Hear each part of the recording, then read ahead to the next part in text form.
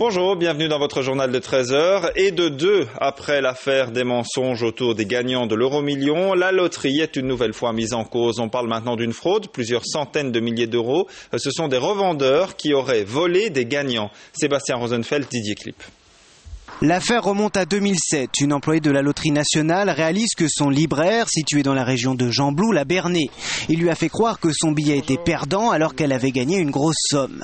L'homme a subtilisé son billet avec un autre avant de le passer dans son terminal. Début 2008, la loterie décide en toute discrétion de procéder à une vérification générale et se rend compte que des millions d'euros ont été détournés grâce à cette technique.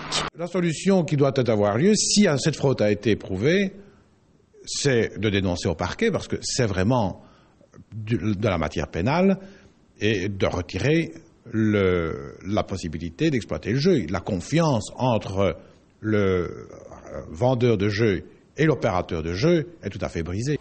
Et tout le problème est là. Selon le groupe Sud Presse, le grand patron de la Loterie nationale aurait décidé d'étouffer le scandale et de ne pas communiquer. Une nouvelle procédure a été mise en place pour éviter cette arnaque, déjà utilisée au Canada et plus récemment en France. Désormais, une alerte est donnée lorsqu'un billet perdant est validé plusieurs fois. Pour pouvoir rétablir la confiance et pour éviter que la confiance soit entamée, il faut qu'il y ait une réaction juste, adéquate et rapide et claire. La clarté gagne pour tous, et aussi bien pour tous les opérateurs que pour le régulateur et que pour les contrôleurs, que les choses soient bien claires.